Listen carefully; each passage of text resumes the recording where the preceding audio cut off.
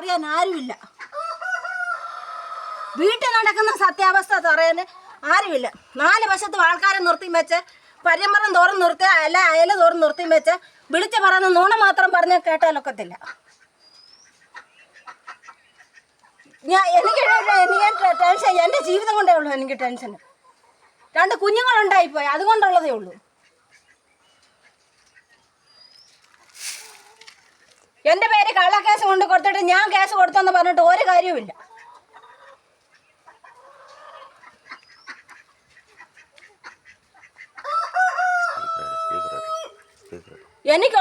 എനിക്ക് വഴക്കുണ്ടാക്കാൻ എനിക്ക് ഒട്ടും താല്പര്യമില്ല. ഞാൻ എൻ്റെ വീടെന്നും എൻ്റെ സഹോദരങ്ങളെന്നും എൻ്റെ കൂടപ്പറപ്പെന്നും കരുതിയേ ഞാൻ ചെയ്തിട്ടുള്ളൂ. അന്ന് വരെ ചെയ്തിട്ടുള്ളൂ. കൂട്ടി തല്ലിക്കാനും കൊല പാടിക്കാനും തമ്മിൽ തല്ലിക്കാനും ഇഷ്ടം പോലെ ആൾക്കാരുണ്ട്. കുടുംബം ഒന്നിച്ച് പോകണമെങ്കിൽ ഇച്ചിരി ബുദ്ധിമുട്ടാണ്. തമ്മിൽ തല്ലിക്കാൻ ഇഷ്ടം പോലെ ആൾക്കാർ കാണുന്നതാണോ പറഞ്ഞു തരാൻ.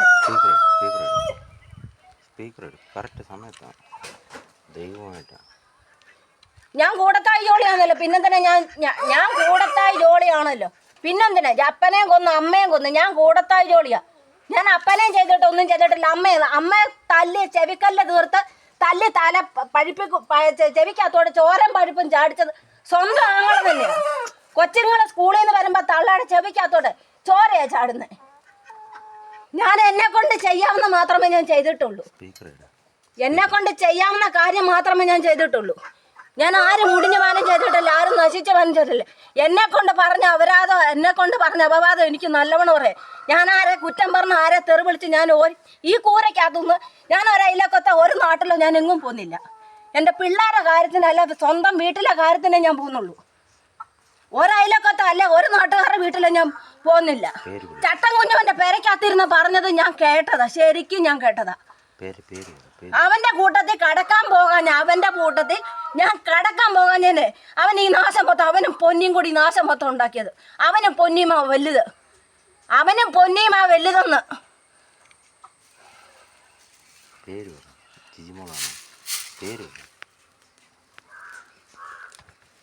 എനിക്ക് നല്ല ചിന്തയുണ്ടായിരുന്നു. എന്നോട് ഇതുവരെ ഇങ്ങനെ കാണിക്കുന്നത് വരെ എനിക്ക് നല്ല ചിന്തയുണ്ടായിരുന്നു. എൻ്റെ കൂടപ്പിറപ്പെന്ന എൻ്റെ സഹോദരങ്ങളെ എൻ്റെ വീടെന്നേ ഞാൻ ചെയ്തിട്ടുള്ളൂ.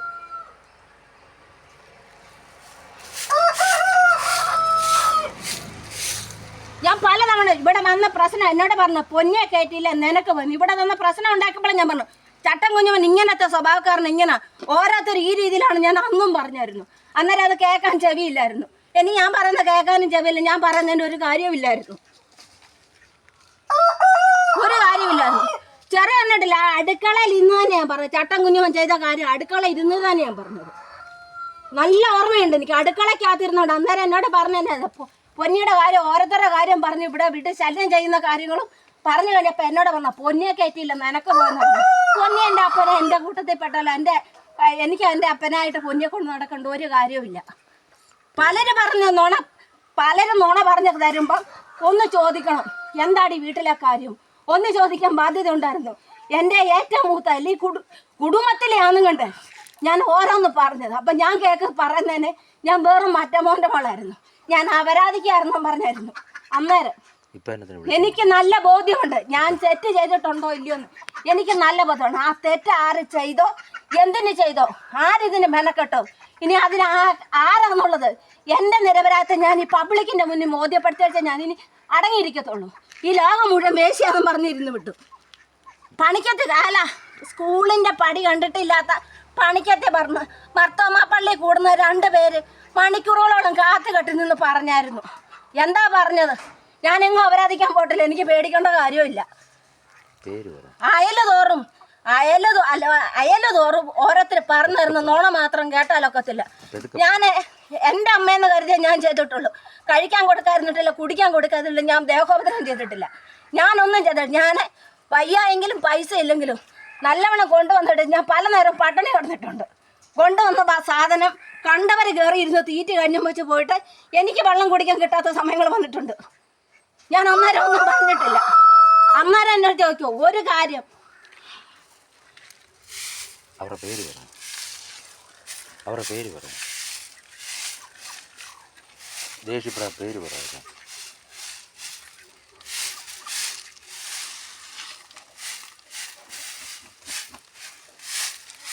അവരുടെ പേര് പറയാം. കറക്റ്റ് സമയത്താണ് തൂക്കാതെ അവരുടെ പേര് പറയാം. സ്പീക്കർ ഇട്ട് കറക്റ്റ് സമയത്ത്. അഭിമാനത്തോട് തന്നെയാണ് ഞാനത് പറയുന്നത്. അവൻ എന്റെ കൂടെ പറഞ്ഞു. പക്ഷെ അവൻ എന്തൊരു പേടിയാ ഇൻവോൾവ്മെന്റ്. അവൻ പറയുന്നത് നീ അവളെ, ഞാൻ നേരിട്ട് പറയും. ഇപ്പൊ ഫോണിൽ കൂടെ ആയതുകൊണ്ട് ഞാൻ പറയാം അതിനെ കൊല്ലിക്കാൻ നോക്കിയെന്ന്. ശരിയാ, എന്നോട് പറയണോ കൊല്ലിക്കാൻ നോക്കുന്നത്? പൊന്നി എണ്ണത്തിന് 25 പേരെ കൊണ്ട് തല്ലല്ലോ. ലാൽജി അന്നേരം ചെറല്ലേ, ലാൽജി അന്നേരം കയ്യും കട്ടി ഉണ്ണിച്ചാന്റെ കാറ് പഠിക്ക് വാഴ ചാരി നിൽക്കുകയായിരുന്നല്ലോ. ഇതിന് 25 പേര് തല്ലിച്ചപ്പോ. നീ ഒരു കാര്യം ചെയ്യും, നമുക്ക് അതൊന്നും ഇങ്ങനെ ചെയ്യും. ഫോണിൽ കൂടെ പിന്നെ ചകണ്ട കാര്യമല്ല. ഞാൻ ബിജുവിനെ കൊല്ലാൻ ചെന്നു. ബിജു കണ്ടവന്റെ പുറകെ പോയി കോട്ടയം മല്ലപ്പള്ളി ബാറിൽ പോയിരുന്നു കുടിച്ചും വെച്ച. പിന്നെ തിരുവല്ല ബസോട്ടായി വന്ന് കുടിച്ച. അന്ന് കൊല്ലാനായിരുന്നു. അന്ന് അവിടെ വലിച്ചു കെട്ടി ഞാൻ ഇവിടെ കൊണ്ടുവരേണ്ട കാര്യമില്ലായിരുന്നല്ലോ. മനുഷ്യര് പറയും. ബിജു വരട്ടെ, ബിജുവിനോട് ഞാൻ ചോദിക്കാം. 25 പേരെ കൂടി കൊല്ലാൻ ഞാനാണോ കൊല്ലാൻ പോയത്, പൊന്നിയാണോ കൊല്ലാൻ പോയെന്നുള്ളത് ഞാൻ ബിജുവിനോട് ചോദിക്കാം. ഞാൻ എങ്ങനെ ഇതൊക്കെ അറിയുന്നത്? എന്റെ ഒച്ചുപോണ നീ ഇങ്ങനെ കിടന്ന് എനിക്കറിയാം നിനക്ക് വിഷമമുണ്ട്, പ്രകാരമുണ്ട്. ഞങ്ങൾ അതുകൊണ്ടല്ലേ ഒത്തിരി എല്ലാരും എന്തെല്ലാം പറഞ്ഞു. വസ്തു കീറി മുറിച്ച് എന്താ പറയാ മറ്റുള്ളവരെ കണ്ടിലെത്തിക്കാൻ. അത് നീ മനസ്സിലായി. ഞാൻ അതുകൊണ്ട് എനിക്ക് നല്ലോണം മനസ്സിലാക്കി തന്നെ ഞാൻ ഇരിക്കുന്നത്. പിള്ളേർക്ക് തിരിച്ചറിവാകാൻ വേണ്ടിയാണ് ഞാൻ വെയിറ്റ് ചെയ്തത്. കൊച്ചുങ്ങൾ ഇപ്പം പ്രായപൂർത്തിയായി, 18 വയസ്സായി. അവര് പിന്നെ തിരിച്ചറിവായി. അവർ സത്യം തെളിയിക്കണം. എന്റെ പേര് അല്ലെങ്കിൽ നീ എന്റെ പേര് കൊടുത്ത കേസ് പിൻവലിക്കണം. എനിക്ക് ഡേറ്റ് പക്വതയുണ്ട്. എന്ന് വെച്ചാൽ എന്റെ അമ്മ മരിച്ചു, ഞങ്ങൾ പ്രാർത്ഥന കഴിഞ്ഞ് വീട്ടിൽ ചെന്ന് നാട്ടിൽ പോകാൻ ഇവിടെ മൊത്തത്തിൽ എന്റെ അടുത്ത് ഞാൻ എന്റെ മറ്റുള്ളവർ അനാവശ്യം പറയല്. ഞങ്ങൾ ഇതെല്ലാം ചെയ്യുന്നുണ്ട്. പിന്നെ ഒത്തിരി കാര്യങ്ങൾ എന്റെ കയ്യിലുണ്ട്. ചായ്ച്ചാനെ അടുത്തിരുത്തിക്കൊണ്ടാണ് ഞാൻ പറയുന്നത്. ചായ്ച്ചാൻ എന്നോട് അവസാനം 2 അല്ല 3 പ്രാവശ്യം സ്വന്തം കയ്യിൽ നിന്ന് ടിക്കറ്റ് മുടക്കി അവിടെ വീണ്ടും വന്നു ഒത്തുതീർക്കാൻ വേണ്ടി, നശിച്ചു പോകാതിരിക്കാൻ. ഒത്തുതീർക്കാൻ വന്നിട്ട് ആ മനുഷ്യന്റെ പേര് എന്നെ പറ്റി എന്താ ചായ്ച്ചാൻ എന്റെ അടുത്ത് ഇരിപ്പുണ്ട്. അതുകൊണ്ടാണ് സാക്ഷിയാക്കി നിർത്തിക്കൊണ്ടാണ് ഞാൻ ചായ്ച്ചാൻ പറയുന്നത്. നിന്നോട് അവസാനം പറഞ്ഞ വാക്കെന്നാ, കൊച്ചുമോളെ നീ പെങ്ങള, നീ എന്റെ പെങ്ങള് പോലെ. ചായ്ച്ചാനാണ് ഒരു പെങ്ങള് പോലെ നിന്നെ കണ്ടിരിക്കുന്ന. ഇതിനൊന്നും പോകരുതെന്ന് പറഞ്ഞിട്ടല്ലേ പോയത്. ഹസ്ബൻഡ് ചെന്നപ്പോ ഞങ്ങളുടെ പേരില് ഇങ്ങനെ എല്ലാവരും ആ പേര് എന്താ ലാൽജിയും സണ്ണിച്ചാനും എല്ലാരും കൂടെ ഇവിടെ വന്നു. അന്നേരം എൻ്റെ അടുത്ത് പറഞ്ഞേ, ഞങ്ങൾ പറയുന്ന കേട്ടനുസരണല്ലേ, അല്ലെങ്കിൽ ഇനിയുള്ള കാലം ഒറ്റപ്പെട്ട് ജീവിക്കേണ്ടത്. ലാൽജിയും പറഞ്ഞു, സണ്ണിച്ചാനും പറഞ്ഞു. ലാൽജിക്ക് കൂട്ടം കുത്തി കൊലപാടി. ലാൽജിക്ക് ഒത്തിരി നേട്ടമുണ്ടോ? എനിക്കൊരു നേട്ടവുമില്ല. ഞാൻ ഇതും കഷ്ടപ്പെട്ട് തന്നെയാണ് ജീവിക്കുന്നത്. ലാൽജി ഇതിൻ്റെ പിന്നിൽ ചരട് വലിക്കുന്നതും ലാൽജി ചെയ്യുന്ന നാശവും ആർക്കും അറിയത്തില്ല. നല്ലവണ്ണം ബോധ്യപ്പെട്ട് തന്നെ ഞാൻ ജീവിക്കുന്നത്. ചട്ടം കുഞ്ഞുവനും അതുപോലെ തന്നെ. ഇവര് വിളിച്ചെടുത്ത് ഞാൻ കടക്കാൻ ചെന്നില്ല. അവള് ജീവിക്കുന്നൊന്ന് കാണണം. ഞാൻ ജീവിക്കുന്നൊന്ന് കാണണം അല്ലേ? ഞാൻ ജീവിക്കും. ഞാൻ അധ്വാനിച്ച് തന്നെ ജീവിക്കും. ഒരുത്തരുടെ കടന്നോ ഒരുത്തരുടെ പോക്കറ്റിൽ പോയോ ഞാൻ കാശ് എടുത്തിട്ടില്ല. ഇന്നും അത് തന്നെ. ഞാൻ ചാകുന്നത് വരെ.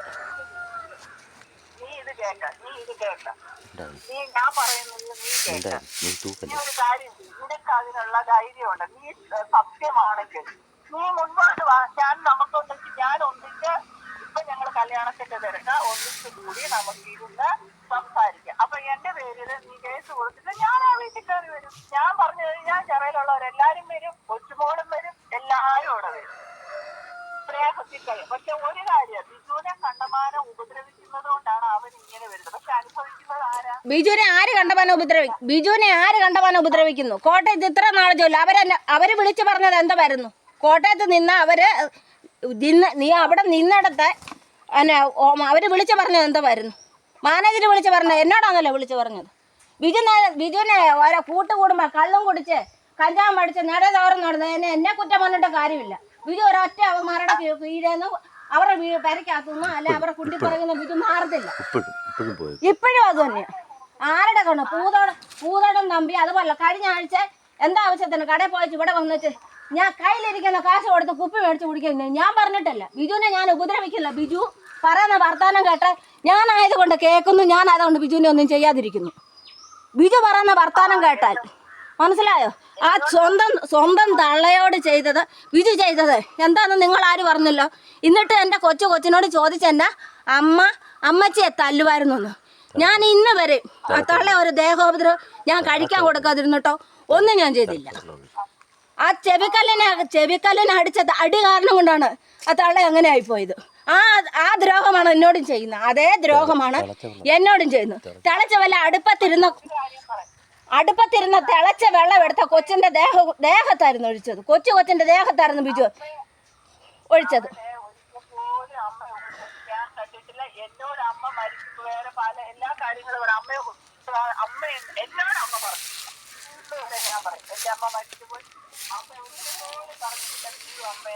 ബിജു അമ്മയെ അടിച്ചെന്ന് പറഞ്ഞിട്ടില്ല. ഞാൻ അടിച്ചാണ്ട് മൂത്ത മോളോട് വിളിച്ച് ചോദിക്കും ആരാ അടിച്ച് ചെവിക്കല്ലിന്റെ അകത്തൊന്ന് ചോര വന്നെന്ന് മൂത്ത മോളോട് വിളിച്ച് ചോദിക്കും. ഞാനല്ല അടിച്ച് ചോര വരുത്തിയത്. അതേ അടിയാണ് എനിക്കിട്ടും താങ്ങിയിരിക്കുന്നത്. അതുകൊണ്ടാണ് എനിക്കൊന്നൊരു വേല എടുക്കാൻ വയ്യാതെ വന്നത്. അതേ അടിയാണ് എനിക്കിട്ട് താങ്ങിയിരിക്കുന്നത്. ബിജുവിനെ കണ്ടവാന് വാ കൊണ്ട് പറയുന്നതല്ല, പക്ഷെ പ്രവൃത്തി ഉണ്ടല്ലോ. എൻ്റെ ഈ പ്രവൃത്തിയില്ല. ദേഷ്യം തണ്ണം വരുമ്പോൾ പലതും പറയും, പക്ഷെങ്കിലേ പ്രവൃത്തി എൻ്റെ ഇല്ല. പ്രവൃത്തി കാണിക്കുന്നതും നിങ്ങളുടെ ആൾക്കാരും തന്നെയാണ് കാണിക്കുന്നത്. ഞാൻ ഇന്ന് വരെ ആരുടെ അടുത്തും കാണിക്കാനും പോയിട്ടില്ല. ഞാൻ നുണ കേൾക്കാനും പോയിട്ടില്ല. ഞാൻ ആരെ കുട്ടി തല്ലിക്കാനും പോയി. എനിക്കൊട്ടും ഇഷ്ടവുമില്ല. പട്ടണിയായാലും ഞാൻ ഇതിൻ്റെ അകത്ത് തന്നെ കാണിക്കുന്നത്. ഞാൻ ആരുടെ നുണ കേൾക്കാനും പോകുന്നില്ല, ആരെ കൂട്ടി തല്ലിക്കാനും പോകുന്നില്ല. ചത്തില്ല.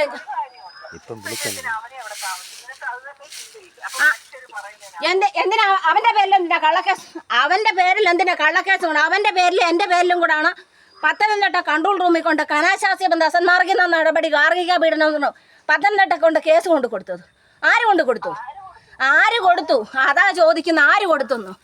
പൊന്നിക്കെന്തിനാ കാശ് കൊടുക്കും? കൊടുക്കുന്നേ? പൊന്നി ആര് കൊടുത്തു? എല്ലാം അറിഞ്ഞുകൊണ്ട് തന്നെയാണ് ഇരിക്കുന്നത്. കൂടുതൽ എൻ്റെ കൂടപ്പുറപ്പെന്ന് കരുതി ഞാൻ വിളിക്കുക. ചേച്ചി കൂടുതലൊന്നും പറയണ്ട. എല്ലാം അറിഞ്ഞുകൊണ്ട് തന്നെ, അറിഞ്ഞും കണ്ടും കേട്ടും തന്നെ ഞാനും ജീവിക്കുന്നത്. ഞാൻ മന്ദബുദ്ധിയല്ല.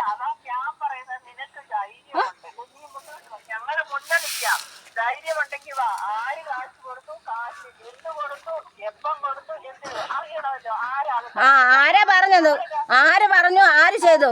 പൊന്നി പാതിരാക്കും 10 വെളുപ്പം എന്തിനാ ഇവിടെ കയറി വരുന്ന എന്നത്തിനായിരുന്നു?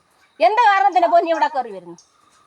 പലതവണ ഞാൻ ചോദിച്ചു എന്തിനാ പൊന്നി ഇവിടെ കയറി വരുന്നു? പൊന്നിയുടെ ആരാ ഇവിടെ ഉള്ളത്?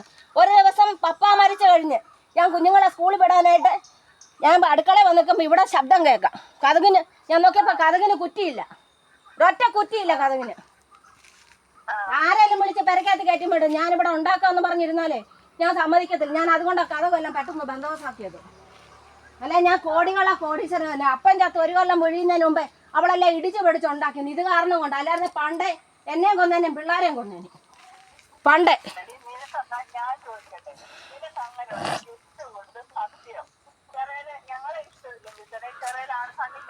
എനിക്ക് സണ്ണിച്ചാൻ്റെ അടുത്തല്ല കെട്ടിച്ചല്ല, ബിജുവിനെ കൊണ്ട് തന്നെ കെട്ടിച്ച്. എനിക്ക് ആരോടും പറയേണ്ട കാര്യമില്ല.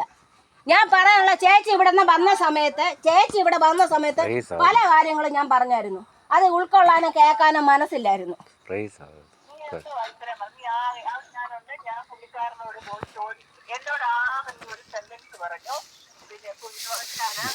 അവിടെ വീടുണ്ട് അങ്ങനെ നീ പറഞ്ഞു. പക്ഷെ ഞാനത് ഇപ്പോഴും തുറന്നു പറയുന്നു. ഞാൻ ജനിച്ചു വളർന്നതാണ്.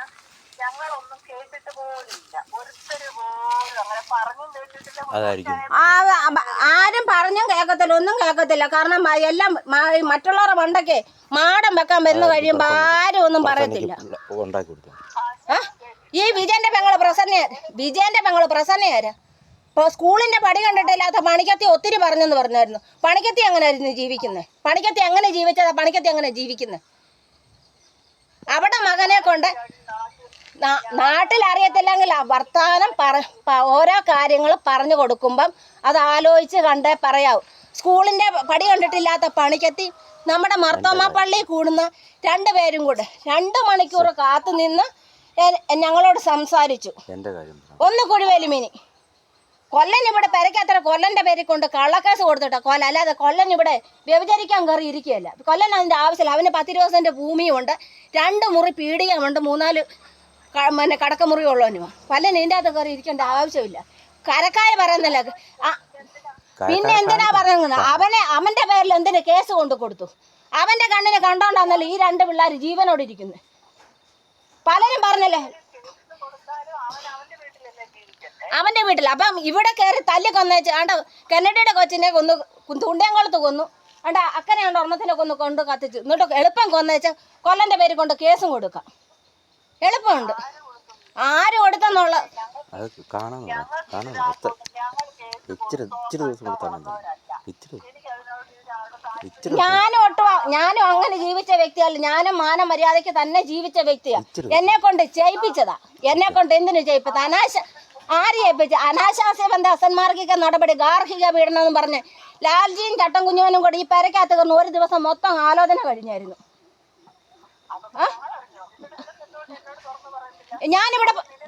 ഞാനത് അക്കാര്യങ്ങളും പറഞ്ഞു. അന്ന് എന്നെ വിളിച്ചു, ഞാനിവിടെ ഉള്ള ദിവസം സംസാരിക്കാമെന്ന് പറഞ്ഞ് പിന്നെ വന്നിട്ടില്ല. ഞാൻ പല പ്രാവശ്യം ചോദിച്ചു, പിന്നെ വന്നിട്ടുമില്ല. ഞാൻ പല കാര്യങ്ങളും ചേച്ചിയോട് ഞാൻ പല കാര്യങ്ങളും പല പ്രാവശ്യം പറഞ്ഞിട്ടുണ്ട്. ചേച്ചി അത് കേട്ടിട്ടില്ല, അംഗീകരിച്ചിട്ടില്ല. പിന്നെ ഇപ്പൊ എന്റെ മണ്ടയ്ക്ക് മൊത്തം വിളിക്കേണ്ട ആവശ്യമില്ല.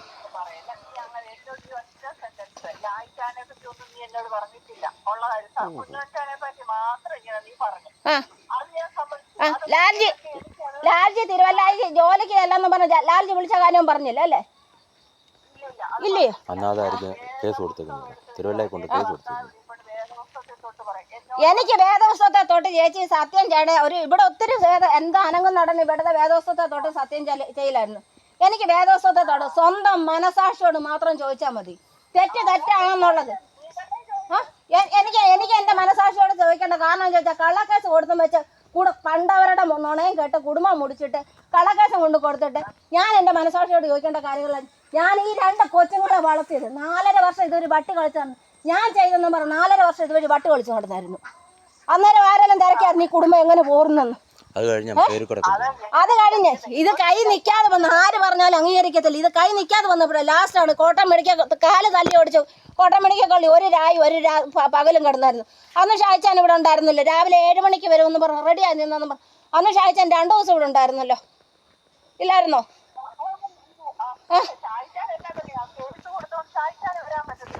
അത് അന്നൊന്നും അല്ല കേസ് കൊടുത്ത്. അല്ല കൂടുതൽ പറയണ്ട. അന്നൊന്നും അല്ല. ബീജാനെ അടിക്കുന്ന 2017 ഡിസംബർ 25-ാം തീയതിയാണ് ബീജാനെ അടിക്കുന്നത്. എന്നെ അടിച്ചത് 2019 ജൂലൈ 30-ാം തീയതി എന്നെ അടിക്കുന്നത്.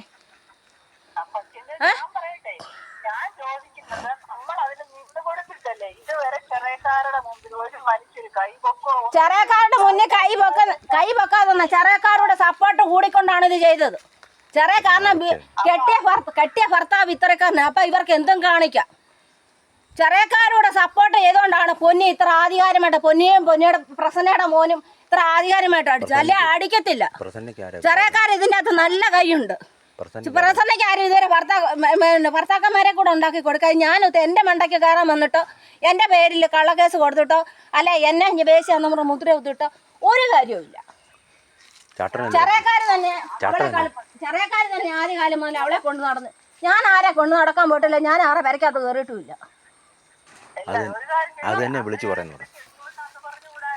എന്ത് പറഞ്ഞുകൂടായിരുന്നു? അത് ശരി. തിരിച്ചിങ്ങോട്ട് ചോദിച്ചാൽ മതി. എല്ലാം ഇങ്ങോട്ട് ചോദിച്ചാൽ മതി. എന്തുകൊണ്ട് പറഞ്ഞില്ല? പലത് പറഞ്ഞപ്പോഴും പല പ്രാവശ്യം പലത് പറഞ്ഞപ്പോഴും അത് കേൾക്കാൻ ചെവിയില്ലായിരുന്നു.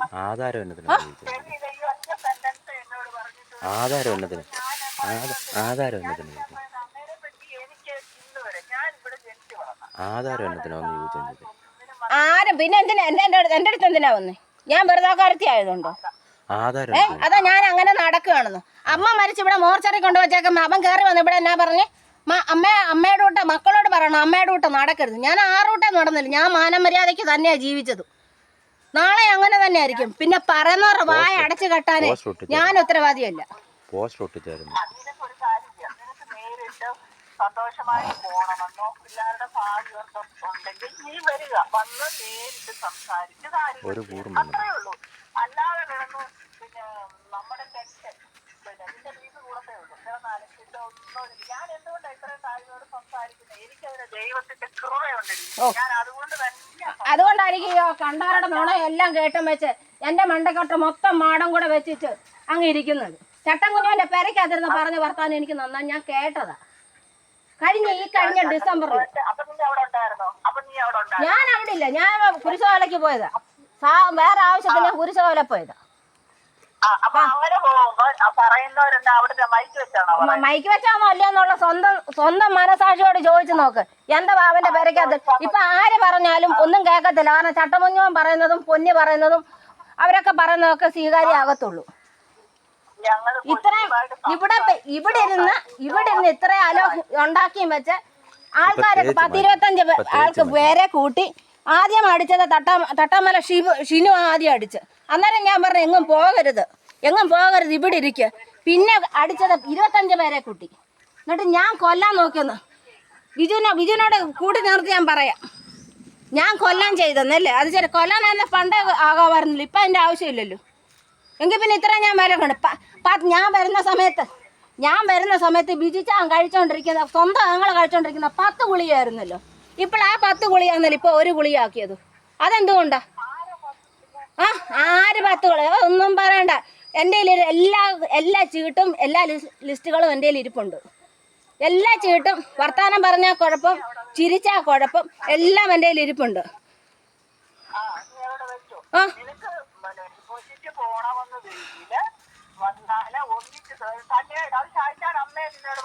അതായിരിക്കും ആധാരം ചോദിച്ചത്.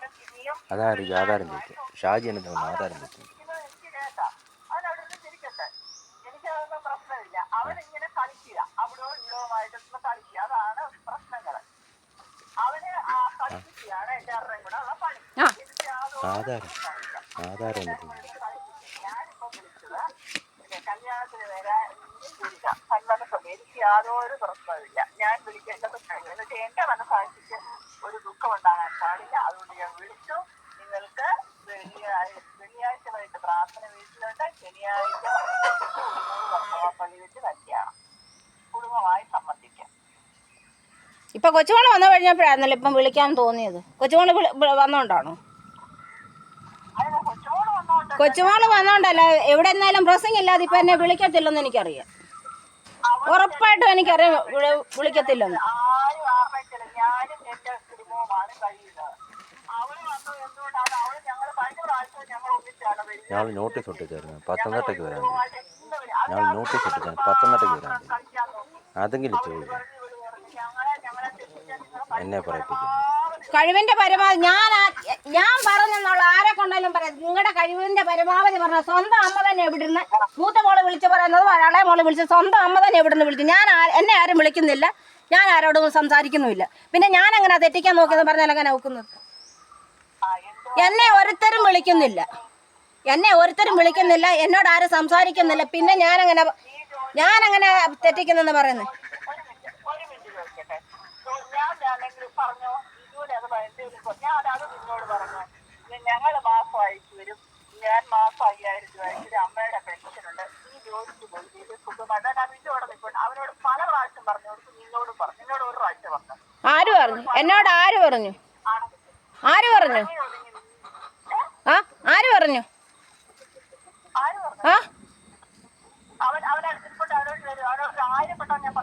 എന്നോട് ആരും ഒന്നും ഒരക്ഷരം പറഞ്ഞിട്ടില്ല. നീ പോയ ജോലിക്ക് പോയാൽ 6-ാം പക്കോ 7-ാം അമ്മ എന്നെ എത്ര പ്രാവശ്യം വിളിച്ചിട്ടുണ്ട്. എത്രാളം ഒരു പെണ്ണ് വീട്ടിൽ പോയി കൊച്ചുങ്ങൾ 2 കിടക്കുന്നു. 6-ാം പക്കോ 6-ാം പക്ക 7-ാം പക്ക ഞാൻ അവിടുത്തെ ഇന്നും അവിടെ ഉണ്ട്, രജിസ്റ്റർ ഉണ്ട്. ഞങ്ങൾ ജോലി ചെയ്ത രജിസ്റ്റർ ഇന്ന് അവിടെ ചെന്ന് നോക്കണ്ടേ എത്ര സമയം ഓവർ ടൈം ചെയ്തിട്ടുണ്ടോ, ഏറ്റവും കൂടുതൽ ഓവർ ടൈം ചെയ്തിട്ടുള്ളൂ ആരാന്ന് അവിടെ ചെന്ന് ചോദിച്ചു നോക്ക്. വരാൻ പറ്റാത്ത ദിവസങ്ങൾ ഞാനിവിടെ വിളിച്ചു പറയുന്നുണ്ട്. നീ ചിന്തിക്കണം. എന്റെ വയസ്സിൽ നിന്നൊരു കള്ള വീട്ടിൽ കിടക്കുന്നു. 2 പൊടിക്കൊച്ചുങ്ങൾ കിടക്കുന്നു. എന്നിട്ട് ഇത് അങ്ങനെ പ്രവർത്തനങ്ങൾ ഉണ്ടാക്കി എവിടെ കൊണ്ടാന്ന് അന്നേരത്തെ ആവശ്യം നടന്നു. അപ്പൊ അത് ചിന്തിക്കണം. മനസ്സിലായോ? അതും ചിന്തിക്കണം. പറഞ്ഞതൊക്കെ നല്ലവണ്ണം എനിക്കറിയാം. ഞാൻ ജോലിക്ക് പോയിക്കൊണ്ടിരുന്നപ്പോഴേ ഞാൻ വ്യവഹരിക്കാൻ പോകുന്നത് പറഞ്ഞത് എനിക്ക് നല്ല ഓർമ്മയുണ്ട്. നല്ലതായിട്ട് എനിക്കറിയാം. എന്നെക്കുറിച്ച് പറഞ്ഞതൊക്കെ നല്ലോണം എനിക്കറിയാം. 6-ാം പക്ക 7-ാം പക്ക 2 ദിവസം അല്ല 3 ദിവസം മാക്സിമം. ഡ്യൂട്ടിക്ക് ആളില്ലാതെ വരുമ്പോൾ എന്നോട് ചെയ്യാൻ പറഞ്ഞാൽ ഞാൻ ചെയ്യും. എനിക്ക് ചെയ്യാൻ പറഞ്ഞ 2 ജോലി ഒഴിച്ച് ഏത് ജോലി ചെയ്ത് ജീവിക്കാൻ ഞാൻ ഇന്നും എനിക്ക് മനസ്സാ. ജോലി ചെയ്ത് ജീവിക്കാതിരിക്കാൻ വേണ്ടിയിട്ടാണ് എന്നെ അടുപ്പിച്ചത്. ഒരു ജോലിയും ചെയ്ത് ജീവിക്കാതിരിക്കാൻ വേണ്ടിയിട്ടാണ് എന്നെ അടുപ്പിച്ചത്. അടുപ്പിച്ചാരാണ്? ചെറുക്കാർ തന്നെ അടുപ്പിച്ചത്, അല്ല വേറെ ആരും അല്ല അടുപ്പിച്ചത്. ഉണ്ടല്ലോ പറയാൻ പറ്റിയില്ല. എന്തുകൊണ്ട് പറയാൻ നോട്ടീസ് ഒട്ടിക്കുന്നു പറയാം. എന്തുകൊണ്ട് ഇനിയിപ്പം കിടന്ന് അലച്ചിട്ട് കാര്യം അലച്ചിട്ട് ഒരു കാര്യമില്ല, വലിച്ചിട്ട് ഒരു കാര്യം ഉള്ള കാര്യം തന്നെയാ പറഞ്ഞത്. നോട്ടീസ് അറിയാവുന്ന കാര്യം ഉള്ള കാര്യം തന്നെയാ പറഞ്ഞത്. ബിജു ഈ തലയ്ക്കൽ നിൽക്കും, ബിജു ഇപ്പൊ പറഞ്ഞല്ല പിന്നെ പറഞ്ഞു, ഈ തലയ്ക്കൽ നിൽക്കും ആ തലയ്ക്കൽ നിൽക്കും, അങ്ങോട്ടും തല്ലിക്കും ഇങ്ങോട്ടും. ഞാൻ ആരെ കൂട്ടി തല്ലിക്കാനും വന്നിട്ടില്ല, ഞാൻ ആരെ വിളിക്കാനും വന്നിട്ടില്ല, ഞാൻ ആരോടൊന്നും സംസാരിച്ചിട്ടുമില്ല. അത് മനസ്സിലായല്ലോ. ബിജുവിന്റെ സ്വഭാവം അങ്ങനത്തെ ഒരു വ്യക്തിയുടെ കൂട്ടത്തിലാ ജീവിക്കുന്നത്. അത് ആദ്യം മനസ്സിലാക്കുക. അങ്ങനത്തെ ഉള്ളൊരു വ്യക്തിയുടെ കൂട്ടത്തിലാ ജീവിക്കുന്നു എന്നുള്ളത് ആദ്യം മനസ്സിലാക്കുക. ഈ കരക്കാര് പറയുന്ന മൊത്തം വിശ്വസിച്ചേ, പൊന്നു പറയുന്നതും ചട്ടം കുഞ്ഞോൻ പറയുന്നതും എല്ലാവരും പറയുന്നത് വിശ്വസിച്ചിട്ടേ ആ രീതി മുൻപോട്ട് ഇങ്ങോട്ട് വന്നു കഴിയുമ്പോൾ ബുദ്ധിമുട്ടാവും. കള്ളക്കേസ് കൊണ്ടുപോയി ഇതിന്റെ ഒന്നും ആവശ്യമില്ലായിരുന്നല്ലോ. കള്ളക്കേസ് ചട്ടം കുഞ്ഞോനെ ലാൽജി പെരക്കകത്തിരുന്നു ദിവസം 2 ദിവസം ഇരുന്ന് സംസാരിച്ചായിരുന്നല്ലോ. അന്നേരം ഒന്ന് ചോദിക്കാറുന്നല്ലോ. അല്ലേ വരുന്ന സമയത്ത് എന്താടി കാര്യം ഒന്ന് വിളിച്ച് ചോദിക്കാറുന്നല്ലോ. അതിനൊന്നും സമയമില്ലായിരുന്നു. ആധാരം അവര് ചോദിക്കാല്ലേ, ചേച്ചി വന്ന സമയത്താണെങ്കിലും ചോദിക്കാന്ന് എന്താടി അവരും ഇതും ഒക്കെ പറയുന്നു. എന്തായിരുന്നു നിനക്ക് എന്താ കാര്യം, എന്താ എന്നുള്ള കാര്യം നിനക്ക് പറയാവുന്നല്ലോ. എന്റെ അമ്മ മരിച്ചു പിറ്റേ ദിവസം ആ കേസ് കൊടുത്ത് 6 പേര് ഉണ്ണിയാണെ വരുമോ? എന്റെ അമ്മ മരിച്ചതിന്റെ പിറ്റേ ദിവസം കൊണ്ട് കേസ് കൊടുത്തു. അമ്മ എന്നാ മരിച്ചത്? അമ്മ മരിച്ചത് ജൂലൈ 16-ാം തീയതി അമ്മ മരിച്ചത്. 2016 ജൂലൈ 16-ാം തീയതി അമ്മ മരിച്ചത് വൈകിട്ട്. എന്നാ കേസ് കൊടുത്തന്നെ? കേസ് കൊടുത്ത ജനുവരിയിലാണ് കേസ് കൊടുത്തത്. ലാൽജി സണ്ണിച്ചാനും വന്ന് എന്നത്തിന് ഷായ്ച്ചാനും കൂട്ടി വന്ന് ആധാരം ചോദിക്കുന്ന എന്നത്തിന്? ലാൽജിക്ക് തന്നെ ഇവിടുത്തെ ആധാരത്തിന്റെ കാര്യം ലാൽജിക്കും സണ്ണിച്ചാനും എന്നെ കാര്യം എല്ലാവരുടെയും വീതം വെച്ച് കൊടുത്തല്ലോ. പിന്നെന്തിനാ അവർക്ക് ഈ ആധാരം എന്നത്തിന്? ഊമ്പിക്കാൻ കേട്ടോട് നിൽക്കുക കേട്ടോ. അവര് ചോദിച്ചിട്ട് പൊന്നച്ചാൻ അവിടെ നിന്ന് പറ്റിക്കോളം പറഞ്ഞായിരുന്നു. പൊന്നച്ചാൻ അവിടെ നിന്ന് പറ്റിക്കുക 2000 രൂപ കൂടുതൽ പറ്റുന്നുള്ളൂ. ഞാൻ 1 മാസം കേട്ട് വേണ്ട, ഞാൻ പറഞ്ഞു വേണ്ടെന്ന് പറഞ്ഞു. ഒടുവിലേ ഊമ്പിച്ച് എന്നെ പെരുവഴി ഇറക്കി വിടാനായിട്ട്. പിന്നെ മക്കളെ അതുമല്ല, ചെറിയ മക്കളുമല്ല. ഇപ്പം എന്നാണ്ടല്ല പള്ളിയിൽ ചെന്നത് വിവാഹ കല്യാണം മാരേജിന്റെ രജിസ്റ്റർ വെട്ടാൻ നോക്കുന്നല്ലോ. അതെന്തിനാ? അത് ആ കളിയൊക്കെയാ ഇവിടെ നടക്കുന്ന കളി. ആ കളിയൊക്കെയാ നടക്കുന്നത്. ഇവിടെ നടക്കുന്നത്.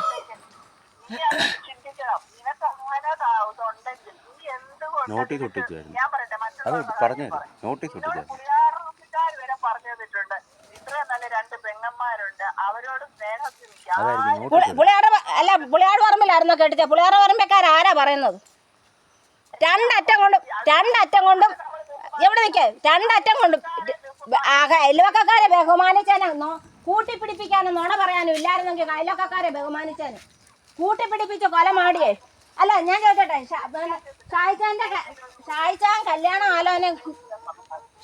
കല്യാണാലോചന കൊണ്ട് ഇവിടെ വന്നപ്പോ ജോറ് കൂട്ടിച്ചാന്നല്ല അയിലു ചെന്ന് അപ്പൊ അയ്യോട് പറഞ്ഞത് പെണ്ണിന്റെ ആങ്ങളയ്ക്ക് പട്ടണം. അതങ്ങ് മറന്നുപോയോ?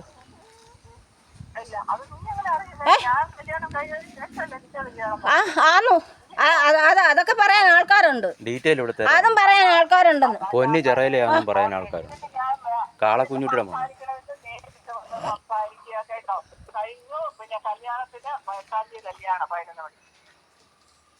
പുളിയാറമ്പിക്കാര് പറഞ്ഞു.